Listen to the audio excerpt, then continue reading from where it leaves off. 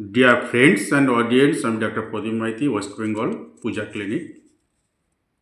আজ যে বিষয় নিয়ে আলোচনা করব সেটি হলো আমাদের প্রাত্যহিক জীবনযাত্রায় আমরা অনেকেই প্রত্যহ অনেক পরিমাণ করে আলু খেয়ে থাকি।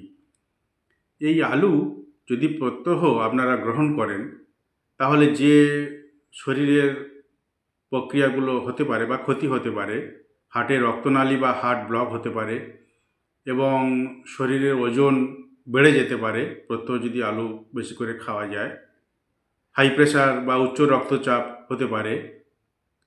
আর প্রত্যহ বেশি করে আলু খেলে ডায়াবেটিস বেড়ে যেতে পারে, পুষ্টির অভাব দেখা দিতে পারে।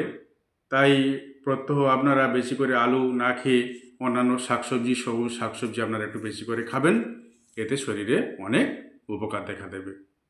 আর ডায়াবেটিস আমাদের সমাজে প্রায় অনেকেরই এখন দেখা দিচ্ছে, কি ছোট বয়স কি বড় বয়স, যাই হোক এই ডায়াবেটিসটা বেড়ে যায় আমাদের কিছু ভুলের কারণে।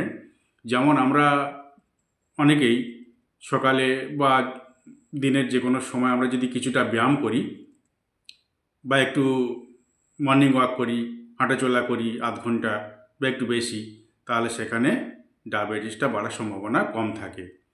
আর অনিয়মিত যদি খাবার খাওয়া যায় সেখানেও ডায়াবেটিসটা বেড়ে যেতে পারে। আর যেটা বললাম ব্যায়াম না করা, যদি আপনি ব্যায়াম না করেন, কোনো দিন ব্যায়াম না করেন, সেখানে আপনাদের ডায়াবেটিস বেড়ে যেতে পারে। বা মিষ্টি জাতীয় খাবার খাওয়া, এই মিষ্টি জাতীয় খাবারটা একটু আপনারা কম করবেন। এই মিষ্টি জাতীয় খাবার বেশি খেলে ডায়াবেটিস বেড়ে যেতে পারে।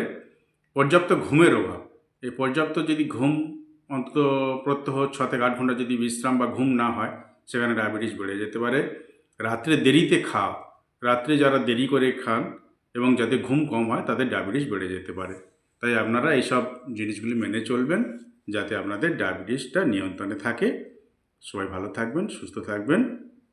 ভিডিওটি ভালো লাগলে আমার প্রোফাইলটি, ফেসবুক প্রোফাইলটি ফলো করে দেবেন, বা যারা ইউটিউবতে দেখছেন আমার চ্যানেলটি সাবস্ক্রাইব করে দেবেন।